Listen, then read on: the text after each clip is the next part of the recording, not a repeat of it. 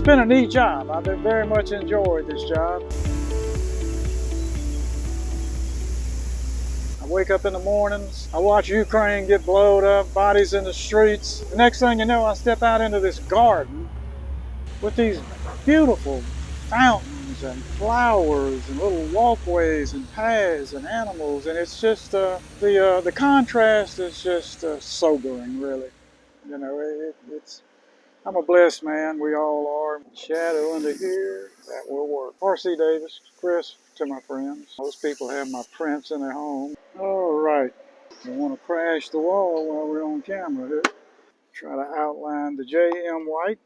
Kevin mentioned something about doing a mural on this wall. I mean, the wall needed something. I mean, look at it. It's a big paddle wheel and nothing happened. Can you imagine it now without this image? My purpose is to show a beauty in all things. I hoped that the beauty in this will be understood and accepted for what it was when it was. This would have been the mid-1800s and the 1860s when the Robert E. Lee and the J.M. White, applied these waters right here, and that's what really made River Road what it is, prosperous place. Well, it's going to push the sky back into the background, and this will be more preeminent. Now I'll let this get lighter as it goes back. It won't be as dark, and that'll make it look like it's receding into the mist. I wanted them in the mist because, their time has passed. They are in the midst of time, so the metaphor there would be applicable.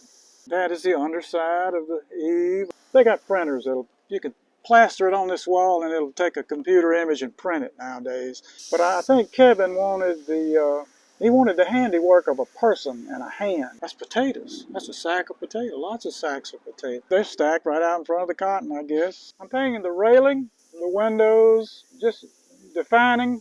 J.M. White they called it the mistress of the Mississippi. It was the most ornate and flamboyant of all the Mississippi River steamboats. I've been working on it 3 weeks. It took me a week to draw this thing. I have stylized this whole composition here, and what I've done is I've tried to create really tall ships. Really, the perspective is just they're more elegant. Generally, steamships are pretty, pudgy, kind of like my belly. Ready to go down? Down we go.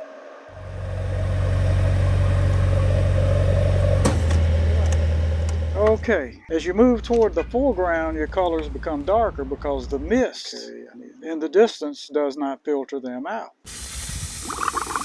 Backwash.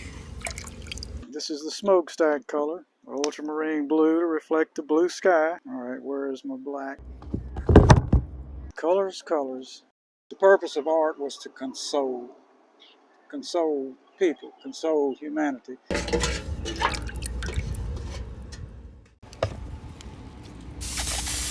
Okay. There you go. All right. And up we go. Y'all, we got to step on that first. The one rule is you always punch this button first. I have punched the wrong button. I just learned to drive this thing 3 weeks ago when we started this job. That was pretty challenging. Oh, look at the landscape back there. Beautiful. See, this is one of the perks. And I am a landscape artist. See, I love that. I could paint that. Oh, and I could too. Do you know these things were 8 feet wide? That's how big those stacks were. That's big.